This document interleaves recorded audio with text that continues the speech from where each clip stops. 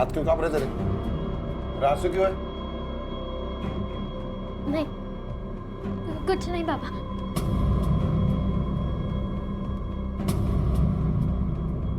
कितनी बार बोला तुझे खाने के बीच में पानी नहीं पीते?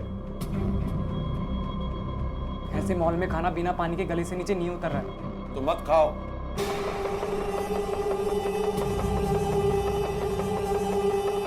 अरे अनमोल, अब तक की घटी घटनाओं को देखकर शायद इस कहानी का सार और सिरा समझ में ना आए, लेकिन एक बात जो साफ हो जाती है वो है इस कहानी के किरदार, जिनमें से एक हैं केदार दीक्षित और दूसरी है एक लाश। जी हां, एक जवान लड़की की लाश जिसे इस शख्स केदार दीक्षित ने अपने घर में छिपा कर रखा है। एक लाश के अपने बीच होने के एहसास से जन्मा डर इस परिवार के हर सदस्य के चेहरे पर दिखाई दे रहा था, लेकिन किसी में इतनी हिम्मत नहीं थी कि वो केदार दीक्षित से कुछ कह सके। आखिर किसकी थी ये लाश और क्या संबंध था उसका इस परिवार के लोगों से, और कौन है ये केदार दीक्षित? डिपॉजिट दीजिएगा, उसी समय पेपर साइन हो जाएगा, कोई दिक्कत नहीं। अरे सोनल जी बैठिए ना, खड़ी क्या बैठिए रवि भाई। देखिए, एक हफ्ते से मैं कह रही हूँ मुझे उस घर में नहीं रहना, मतलब नहीं रहना। नहीं, आप बस मुझे मेरा डिपॉजिट वापस ला कर दो। देखिए, डिपॉजिट मिलेगा तो ही तो मैं दूसरे फ्लैट में जा पाऊंगी ना। आप मेरी मजबूरी तो समझिए प्लीज। सोनल जी, आपको भरोसा नहीं होगा, ये देखिए, ये 5 मिनट भी नहीं हुए हैं अभी आपके जो ऑनर है ना मोहन जी से बात किए हुए। अरे रवि भाई, आपको तो पता ही है ना कि जो एग्रीमेंट होता है, रेंट एग्रीमेंट, वो 11 महीने के लिए होता है। अब जो भी मजबूरी हो आपको 7 महीने में खाली करना है, तो बस मोहन जी का ये कहना है कि थोड़ा सा वक्त। थोड़ा रवि भाई, थोड़ा टाइम। मैं एक पल नहीं रहना चाहती उस मनहूस घर में।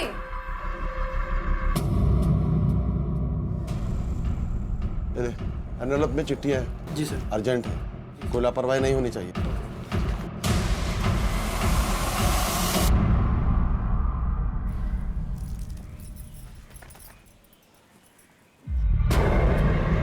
ओ ताई, यहाँ पे जमीन इतनी नरम नरम क्यों है? क्या कर रही है तू? हट यहाँ से, हट यहाँ से, हट। यहाँ आकर कपड़े क्यों निचोड़ रही है? तुझे बोला था ना सामने कपड़े सुखाने के लिए, घर के पिछाड़े क्यों आई तू? मैं पहले भी तो यहाँ कपड़े सुखाती थी। मुझसे जबान लड़ा रही है? अब तेरी कोई जरूरत नहीं, कल आके तेरा पूरा हिसाब कर लेना। चल यहाँ से निकल। मेरी बात तो सुनो ताई, निकल यहाँ से, निकल। क्या हुआ? हाँ? क्या हो रहा था इधर? वो राधा यहाँ आकर कपड़े सुखा रही थी। आप इतने जल्दी कैसे आ गए? मैं कुछ दिन के लिए वैद की दुकान बंद किया। दुकान बंद कर दे? ये क्या पागलपन है? घर कैसे चलेगा? घर चलाने का काम मेरा है, तू उसकी चिंता मत कर। अब मैं जो कर रहा हूँ पागलपन नहीं है, ये बात अच्छे से समझ ले तू।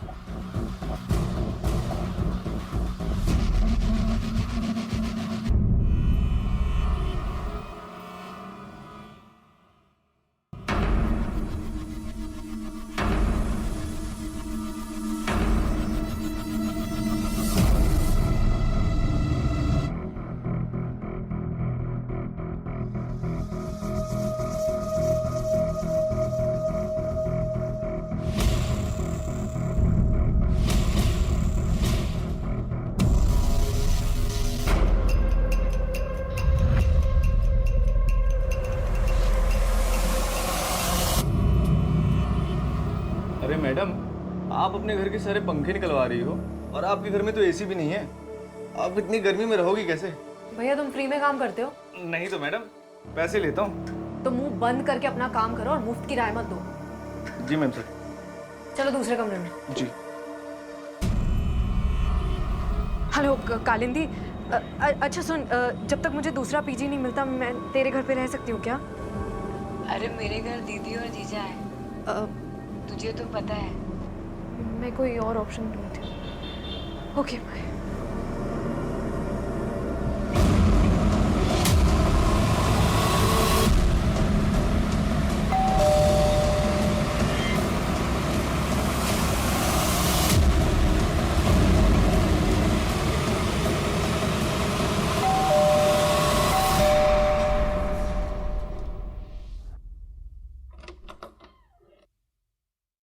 अरे मोहन भाई, आप आइए आइए।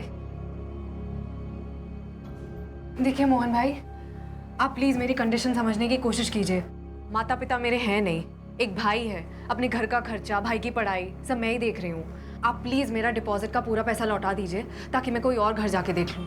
देख सोनल, दूसरा किराएदार मिलेगा ना, उसकी डिपॉजिट में से तेरे 50,000 लौटा दूंगा। अरे नहीं मिलेगा कोई किराएदार आपको, मनहूस है ये घर। रवि भाई भी कह रहे थे उस दिन, पूछिए। अरे नहीं मोहन बाबू, वो बाहर लोग बात कर रहे थे तो निकल गया वो मुझसे। वो लोग मेरे घर को बदनाम कर रहे हैं और तू उन लोग का साथ दे रहा है। नहीं मिलेगा डिपॉजिट वापस। हो सकता है कर लो। हाँ कर लूंगी, निकलवा के रहूंगी डिपॉजिट के पैसे।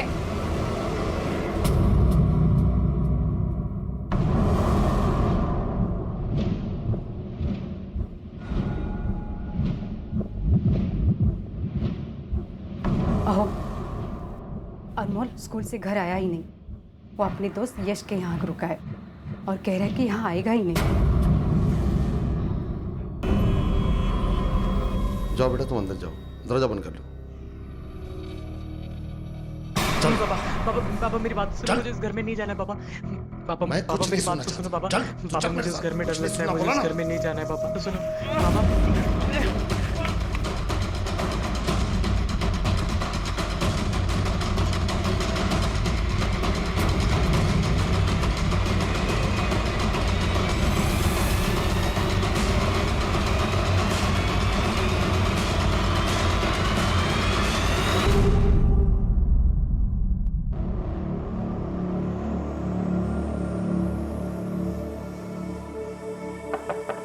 अनमोल,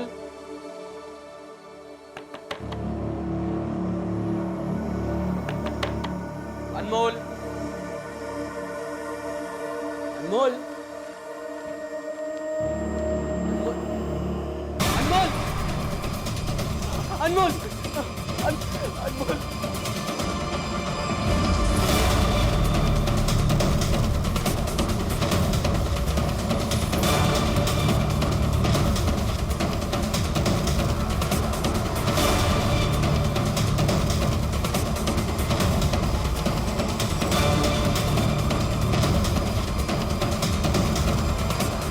दरवाजे पर पोस्ट एंट्री नहीं दिख रही।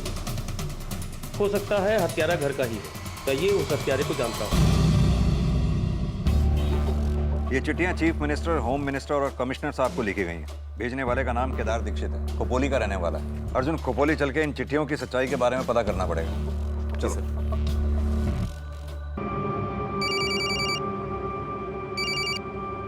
हेलो, पीएसआई पाटिल बोलता है का? हाँ जी पाटिल बोल रहा हूँ। मैं क्राइम ब्रांच में पीएसआई अर्जुन लोखंडे बोलता हूँ। हाँ बोलिए लोखंडे जी। अच्छा, आपके पुलिस स्टेशन के एरिया में कोई केदार दीक्षित नाम का आदमी रहता है क्या? केदार दीक्षित? हम तो केदार दीक्षित के घर पर ही हैं। क्या?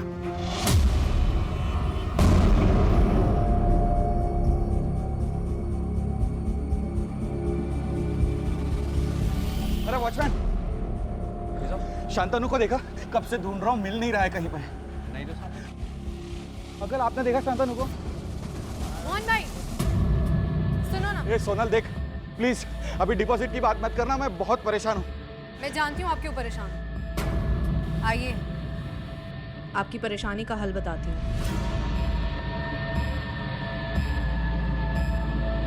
क्या हुआ? क्या बोल रही थी तुम? आप अपने बेटे को ढूंढ रहे हो ना? कहाँ है मेरा बेटा? घबराओ मत, आपका बेटा मेरे पास डिपॉजिट है। आप मेरा 50,000 रुपए का डिपॉजिट ले आओ और अपना डिपॉजिट ले जाओ। 50,000 रुपए के लिए तू उस हद तक गिर गई कि मेरे बेटे को किडनैप कर लिया? अपने बेटे पर बात आई तो आपने भी हाथ पार कर दी, गला पकड़ लिया मेरा। वो 50,000 रुपए मेरे लिए भी बहुत कीमती हैं। तो मोहन भाई, मुझे मेरा पैसा लाके दो और आपका बेटा आपके घर पहुंच जाएगा।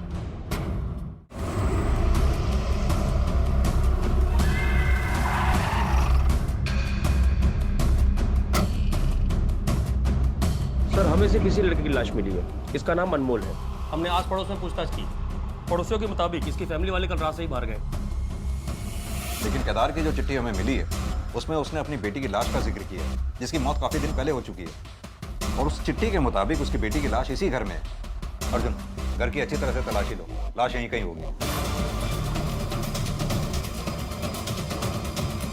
और सर्च करो, भगा जरा।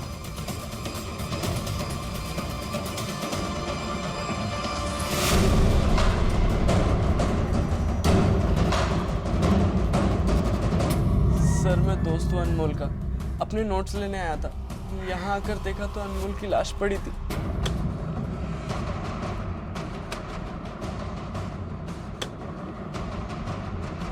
एक मिनट बादुला।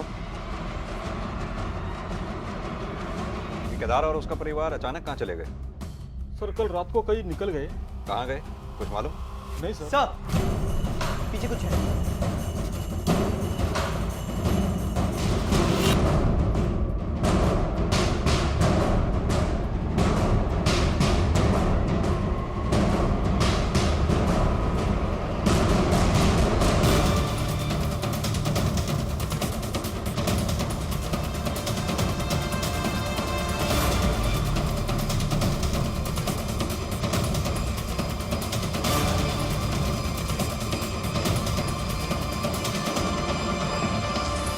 ये नीतू है, केदार भाई की बेटी।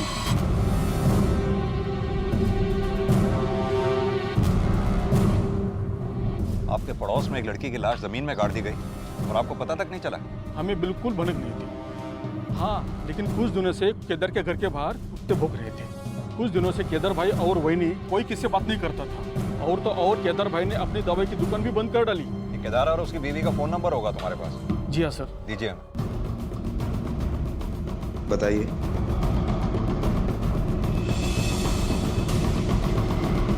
सर फोन स्विच ऑफ है।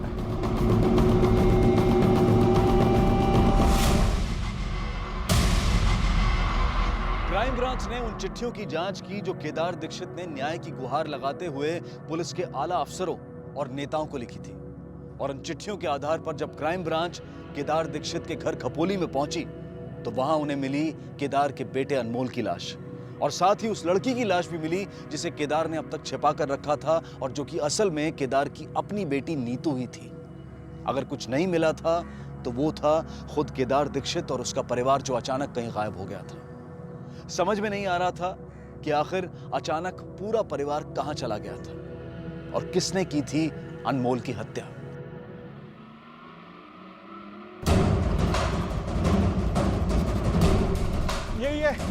यही है वो लड़की। बोल मेरा बेटा किधर है? हाँ, इससे मेरे बेटे को किडनैप किया है सर।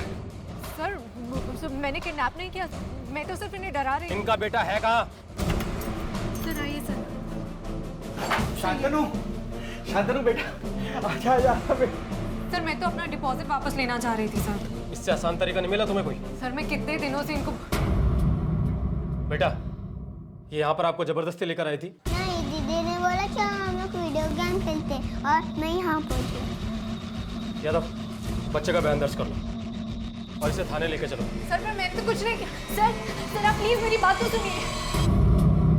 दीदी ऐसा करने की क्या जरूरत थी आपको? अरे तो क्या करती मैं ना, मैं उस घर में एक पल नहीं रह पा रही हूँ मैं। और मोहन भाई डिपॉजिट वापस करने को तैयार ही नहीं है। हाँ दीदी, पर ऐसा करने से आपको। तुम ज्ञान मत बांट मुझे, समझा? तू एक काम कर, तू रवि भाई से जाके मिल और उन्हें बोल कि मोहन भाई को समझाए कि ये केस वापस ले ले। ठीक है। पुणे पुलिस से यह कंफर्म हुआ है कि केदार दीक्षित की बेटी नीतू की लाश पुणे के शुभचिंतक सोसाइटी के फ्लैट नंबर 401 में 16 अक्टूबर को पंखे से लटकती हुई पाई गई। पोस्टमार्टम रिपोर्ट से यह भी साफ हो रहा है कि दम घुटने की वजह से और गले की हड्डी टूटने की वजह से उसकी मौत हुई। सर एक गोष्ट मुझे लक्षात येत नाहीये, जो बाप अपनी बेटी की सुसाइड केस को मर्डर केस साबित करने के लिए इतनी कोशिश कर रहा है, उसकी लाश संभाल के रख रहा है, अलग अलग जगहों पर चिट्ठियां लिखकर उसके दोबारा पोस्टमार्टम की रिक्वेस्ट कर रहा है, अब वही बाप अपने फैमिली के साथ गायब है जबकि उसके बेटे का यहाँ पर मर्डर हुआ है। अपने खबरियों को अलर्ट करो, केदार की फैमिली के फोटोग्राफ्स उन्हें भेजो। और हाँ, केदार के बेटे अनमोल के पोस्टमार्टम के साथ साथ केदार की बेटी नीतू का भी दोबारा पोस्टमार्टम कराओ। Okay sir.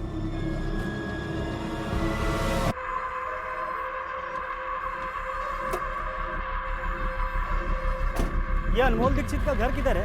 काय झाला? वो अंतिम संस्कार का सामान लाया था।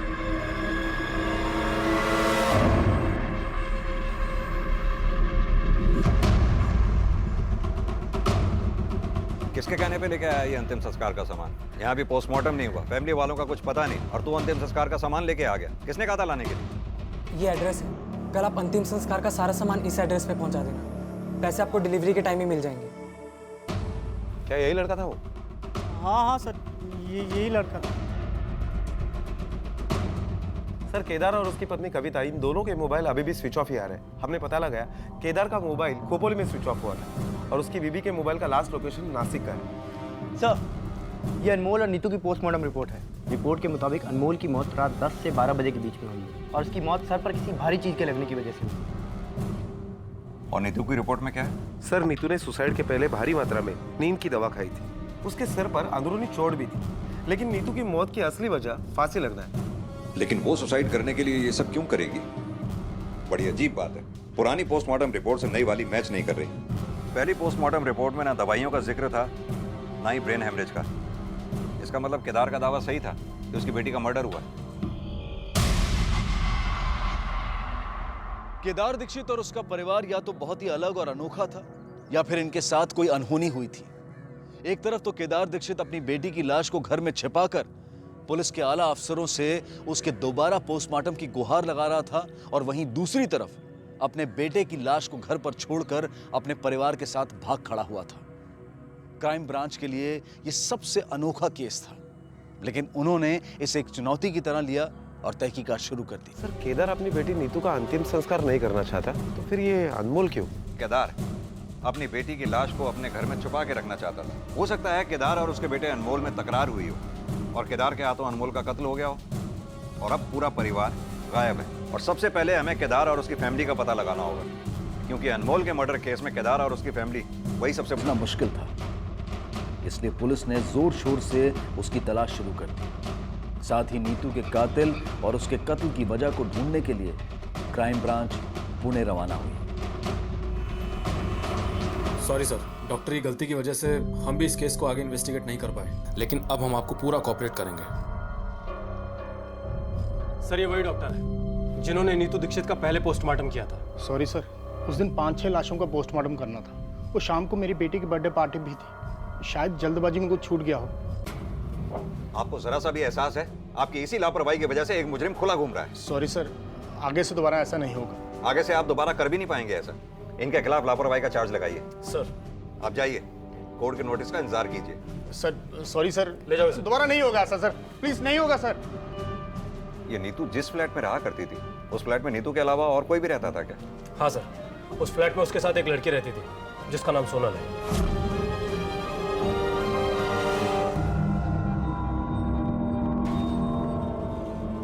Rickshaw, auto.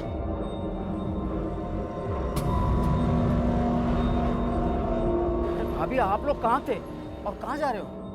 हम घर जा रहे हैं। आप लोग को पुलिस ढूंढ रही है। पुलिस? आपके घर से नीतू की लाश मिली है। लाश? भाभी आप तो ऐसा बोल रही जैसे आपको कुछ मालूम ही नहीं है। आप लोग जिस रात को गए उसी रात को अनमोल का मर्डर भी हो गया। अनमोल? हाँ भाभी, हमने आपका फोन बहुत ट्राई किया मगर फोन भी तो नहीं लग रहा था।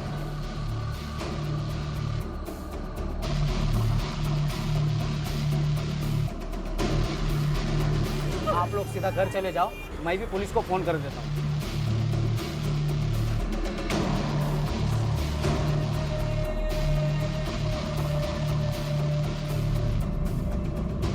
कितनी बार बोला तुझे खाने के पीछे पानी नहीं पीते? ऐसे मॉल में खाना बिना पानी के गले से नीचे नहीं उतर रहा है। तो मत खाओ।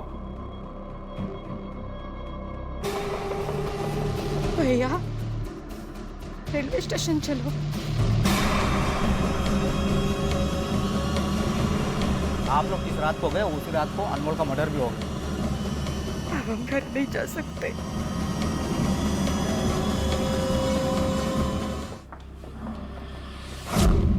तुम इसे जानती हो?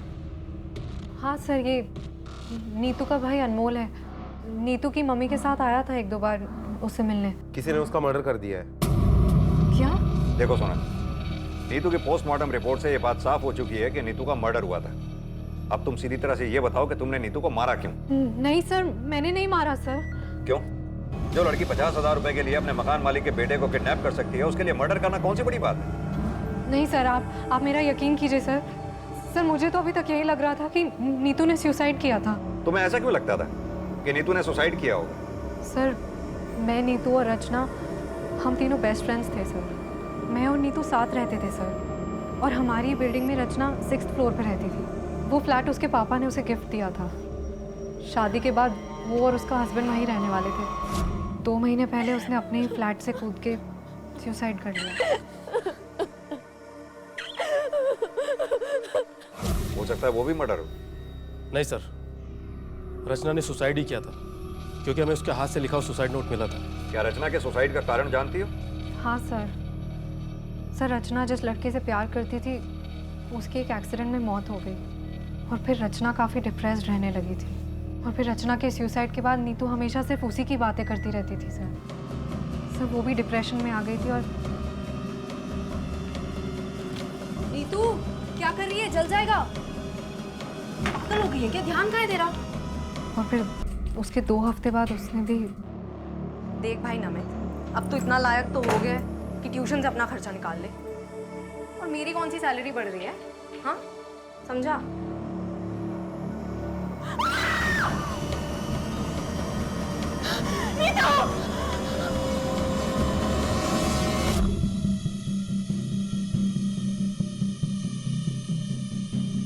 सर सुसाइड हो या मर्डर, मोहन भाई के घर को पनौती तो लग गई ना।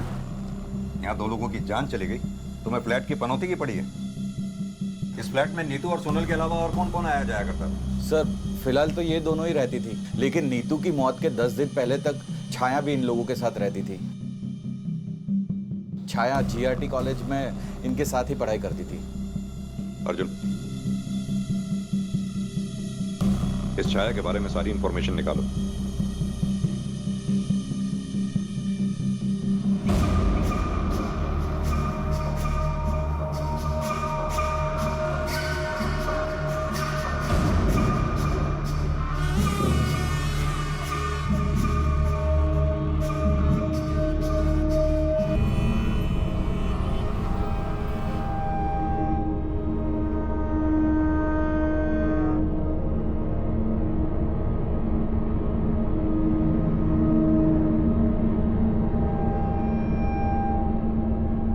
मामा का घर इधर ही, तू मामा के घर जा। आई नहीं, आई प्लीज प्लीज मुझे नहीं जाना। आई बाबू ऐसे नहीं करते, जा बोलते ना।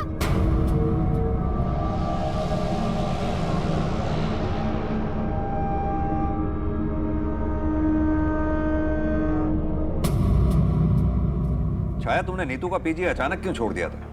सर रचना की मौत के बाद उस बिल्डिंग को लोग मनूस बिल्डिंग कहने लगे थे, इसलिए छोड़ दिया।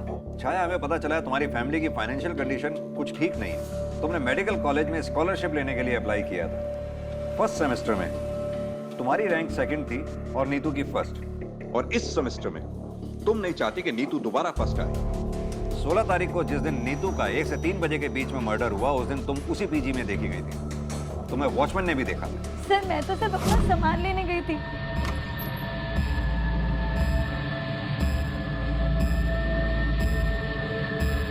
मैं तो नीतू से मिली भी नहीं थी। लेकिन नीतू का पीजी छोड़ने के बाद उस घर की एक चाबी तुमने अपने पास रखी।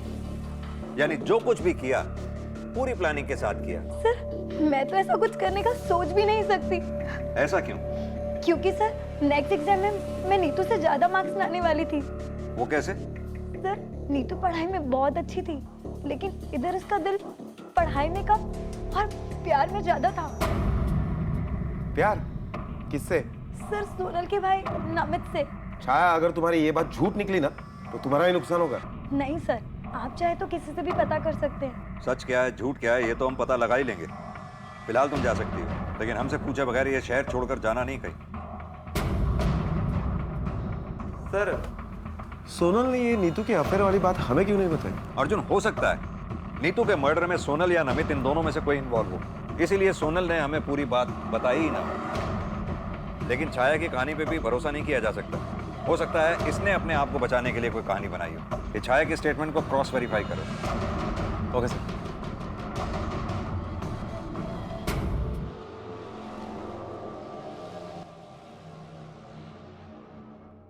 केदार दीक्षित अब भी फरार था। अनमोल की हत्या की गुत्थी अब भी गुत्थी बनी हुई थी। दूसरी तरफ सोनल अपने इस बयान पर अड़ी हुई थी कि नीतू ने आत्महत्या की थी, और उनकी पुरानी रूममेट छाया ने पुलिस के सामने खुलासा किया था कि सोनल के भाई नमित का अफेयर नीतू के साथ चल रहा था। पुलिस इस बात से हैरान थी कि अगर छाया की यह बात सच थी तो यह बात सोनल ने उन्हें क्यों नहीं बताई थी। कहीं ऐसा तो नहीं था कि उसका भाई ही नीतू का हत्यारा था? या फिर सोनल ने नीतू को अपने भाई से दूर करने के लिए खुद ही उसे मार डाला था और अब पुलिस को गुमराह करने के लिए यह आत्महत्या की झूठी कहानी सुना रही थी। बहरहाल अब सोनल से सख्ती से पूछताछ की जाने की जरूरत थी, जिसके लिए पुलिस ने उसे दोबारा पुलिस स्टेशन बुलाया। सर ये आप क्या कह रहे हैं सर? मैं और मर्डर? नहीं सर, मुझे तो नमित और नीतू के अफेयर के बारे में भी नहीं पता था। सर आपको किसी ने झूठी इन्फॉर्मेशन दी है। बस ज्यादा होशियारी नहीं, सीधी तरह से ये बताओ कि तुम्हारा भाई नमित इस वक्त है कहाँ पर? सर मेरे और नीतू दी के बीच कोई अफेयर नहीं था। बेटा ये भाई बहन के रिश्ते को बीच में लाके बचने की कोशिश मत कर। अगर ऐसा था तो फिर नीतू के हाथ में हाथ डालकर क्यों घुमा करता था? सर अब मैं क्या बताऊं आपको।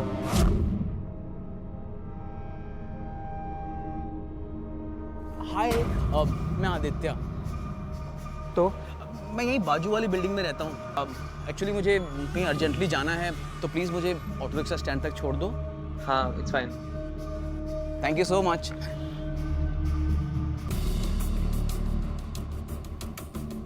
मैं तुम्हारे कंधे पे हाथ रख लूं? एक्चुअली बाइक पे मुझे बहुत डर लगता है ना, कहीं मैं गिर गया तो। आइला, तुम तो सच में बहुत भुजंग बाहु हो। सर एक दिन मैंने उसकी हेल्प क्या कर दी, वो तो पीछे ही पड़ गया। दूसरे दिन आके आई लव यू बोलने लग गया। मैं ये बात सोनल दी को कैसे बताऊं, मुझे समझ ही नहीं आ रहा था सर मेरे और नीतू दी के बीच ज़्यादा एज डिफरेंस नहीं था और मेरी उनसे बॉन्डिंग भी अच्छी होने लगी थी। तो एक दिन मैंने सब कुछ नीतू दी को बता दिया।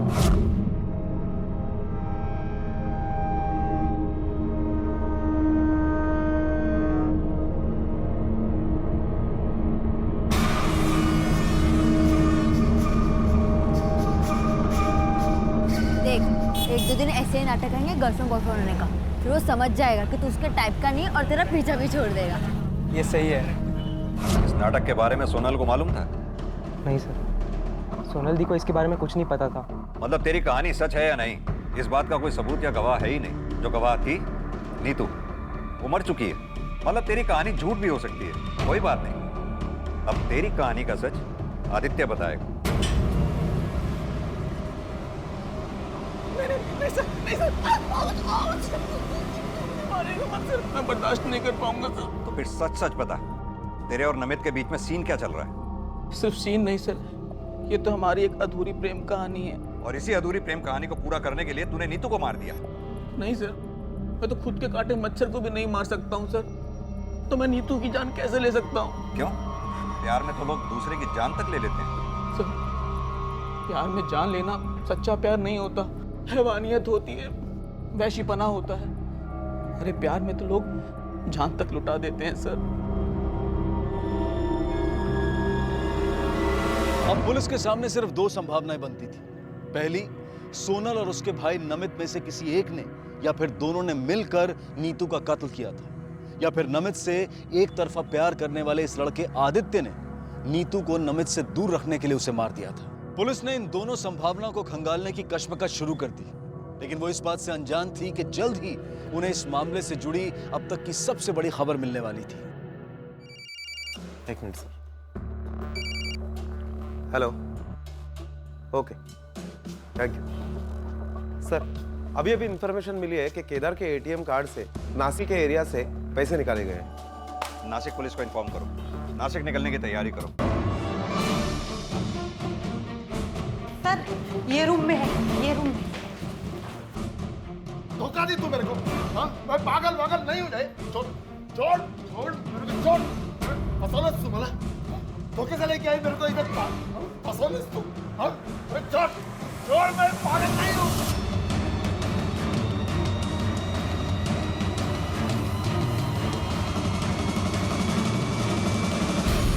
क्या केदार जी, हमें चिट्ठी भेजकर खुद भाग गए? ये लुका छिपी का खेल क्यों खेल रहे हैं हमारे साथ? सर आप मेरी बीवी को समझाइए, ये मुझे पागल समझ रही है। सर अपनी बेटी की लाश घर में कोई रख सकता है क्या? ये कोई समझदार आदमी का काम नहीं, इसलिए मुझे इन्हें यहाँ लाना पड़ा, और वो भी धोखे से। एक बात बताइए केदार जी, आप इतने दावे के साथ कैसे कह सकते हैं कि आपकी बेटी नीतू ने सुसाइड नहीं किया?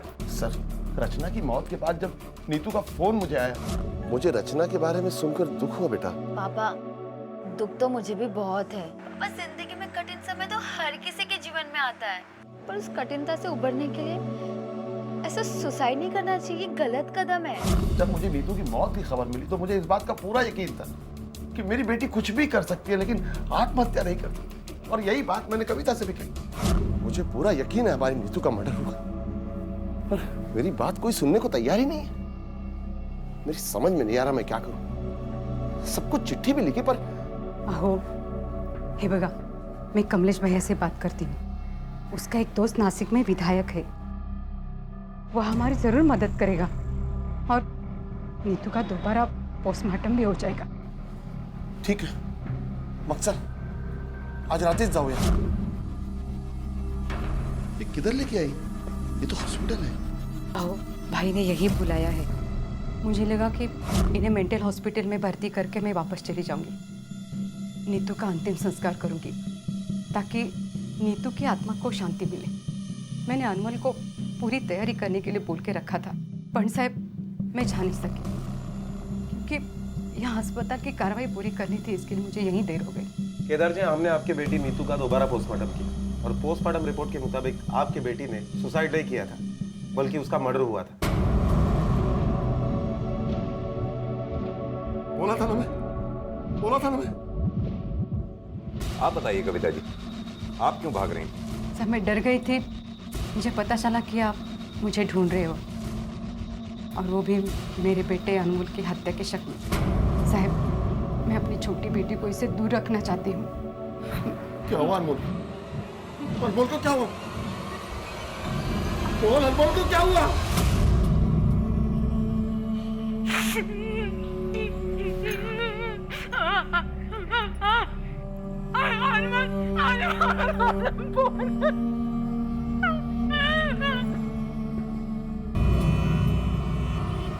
सर, मुझे लगता है अनमोल के मर्डर से बचने के लिए अपने बीबी के साथ मिलकर केदार ने मेंटल होने का नाटक किया होगा, ताकि अगर हम उसे पकड़ भी ले तो मेडिकल ग्राउंड पर उसे सजा में कुछ राहत मिले। अर्जुन, ये हो भी सकता है और नहीं भी। अगर केदार ने अपने बेटे अनमोल को नहीं मारा तो हो सकता है नीतू और अनमोल का हत्यारा कोई और हो, जो ये जानता हो कि केदार ने नीतू की लाश को अपने घर में छुपा रखा है और वो लाश को ठिकाने लगाने के लिए ही आया हो, ताकि नीतू का दोबारा से पोस्टमार्टम ना हो सके। अर्जुन, हमें हर सस्पेक्ट, हर गवाह से फिर से पूछताछ करनी होगी। हो सकता है कुछ हाथ लगे। साहब, जब केदार जी के घर उनकी बेटे की लाश मिली तो उसके एक दिन पहले मैं दुकान बंद कर रहा था तो देखा बैद जी के घर के सामने एक सफ़ेद रंग की गाड़ी चक्कर लगा रही थी, लेकिन वो एम्बुलेंस जैसी थी जिस पे आरटी हॉस्पिटल लिखा हुआ था। साहब, मैं 2 दिनों से सीडी गया हुआ था, सीडी से आज ही वापस आया हूँ सुबह। Thank you sir. ठीक है सर, जिस दिन अनमोल का मर्डर हुआ था उसी दिन आरटी हॉस्पिटल की एम्बुलेंस पूना से खोपोली जा रही थी। वही एम्बुलेंस केदार के घर पर भी दिखाई दी थी। सर, पूना से खोपोली जाने वाले टोल नाके पर जो सीसीटीवी कैमरा है उससे हमने फुटेज निकाली और उससे ये फोटो निकाला। ये दोनों भी हॉस्पिटल के एम्प्लॉय नहीं है। फिर पूना पुलिस से पूछताछ करने पर पता चला है कि दोनों हिस्ट्री शीटर्स हैं, अजय और बद्री। सर, मैंने अपने खबरियों को काम पर लगा दिया है।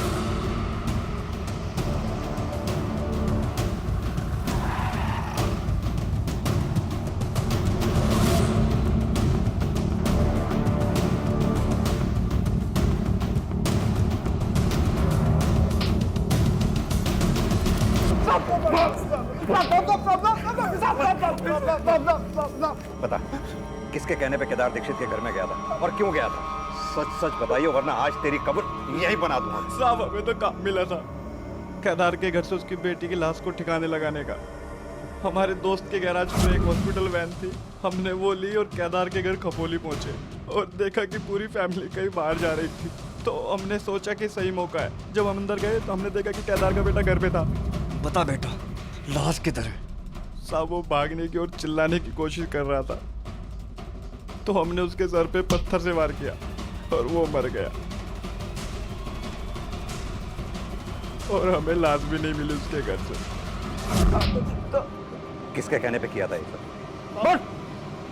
आदित्य नाम बताया था साहब उसने अपना।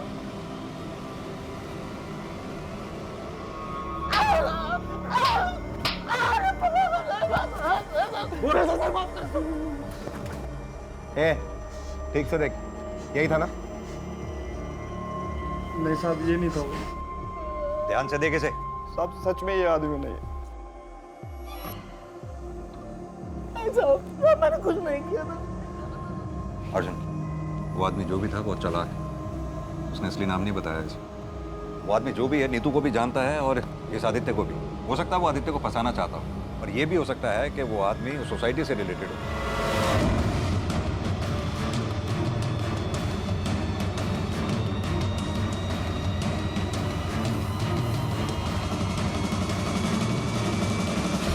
मोहन जी, मुझे आपसे नीतू के बारे में कुछ पूछताछ करनी है।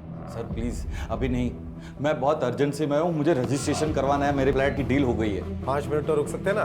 सर 90 लाख का फ्लैट में 60 लाख में बेच रहा हूँ, थोड़ा भी लेट हो गया ना और उसका इरादा बदल गया ना तो फिर वो डील कैंसिल कर सकता है। सर वैसे भी नीतू के मरने के बाद सोनल ने भी फ्लैट खाली कर दिया, अब यहाँ कोई रहने को तैयार नहीं है। वैसे आपका ये फ्लैट खरीद कौन रहा है? हाँ साहब, यही वो आदमी था।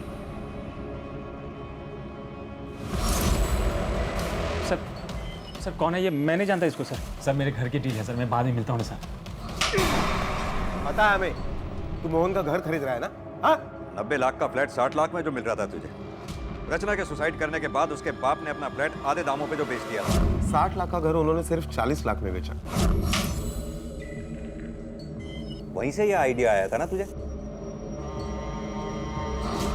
लालच आ गया था मुझे। नीतू के फ्लैट की एक डुप्लीकेट चाबी मेरे पास थी, उसके फ्लैट के ऊपर एक खाली फ्लैट था जिसकी भी चाबी मेरे पास ही रहती थी। फिर रात को मैं वो खाली फ्लैट में रुक गया, और फिर अगले दिन दोपहर में जब बाहर कोई नहीं था, सर मुझे पता था कि नीतू फ्लैट में अकेली है। मैं मौका देखकर उसके घर में घुस गया।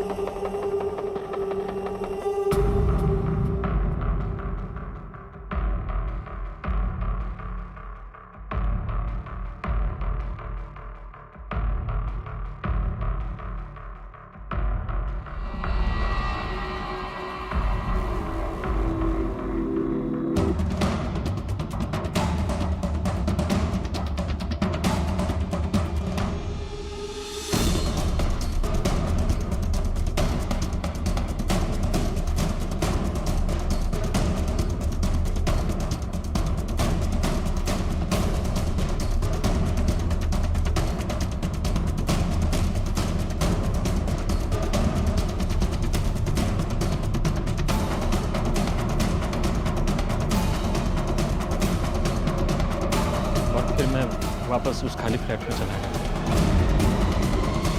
जब पोस्टमार्टम रिपोर्ट में भी आया कि उसने सुसाइड किया तो मुझे लगा कि मेरा प्लान सक्सेस हो गया, लेकिन केदार जी मानने को तैयार ही नहीं थे कि उनकी बेटी ने सुसाइड किया। देखिए सर, आप लोगों से गलती हो रही है, आप मेरी बात मानिए, एक बार उसका पोस्टमार्टम फिर से करवाइए। दोबारा पोस्टमार्टम नहीं करवा सकते, आप बात को समझने की कोशिश कीजिए और प्लीज बॉडी को ले जाइए। मैं अपनी बेटी की लाश तो लेके जा रहा हूँ, लेकिन जब तक आप लोग उसका दोबारा पोस्टमार्टम नहीं करवाएंगे मैं उसका अंतिम संस्कार नहीं करूँगा। सर मैं बहुत डर गया था, मैंने सोचा अगर दोबारा पोस्टमार्टम होता है और कुछ निकलता है तो मैं बुरी तरह फंस जाऊँगा। फिर मैं अजय से मिला और लाश चुरा के उसे ठिकाने लगाने का काम दिया। सस्ते फ्लैट खरीदने के चक्कर में एक बसे बसाए परिवार का पूरा घर बर्बाद कर दिया तुमने। अब यही अगर तेरा सड़ेगा सारी जिंदगी इसी जेल में।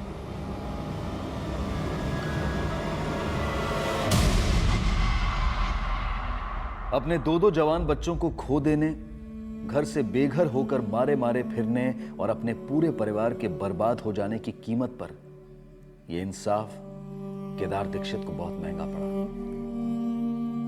मेडिकल एंट्रेंस एग्जाम में पास हो गई हो।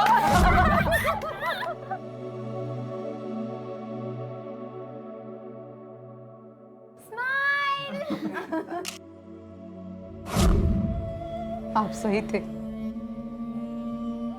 आपकी वजह से नीतू का हत्यारा तो मिल गया, लेकिन अनमोल का क्या?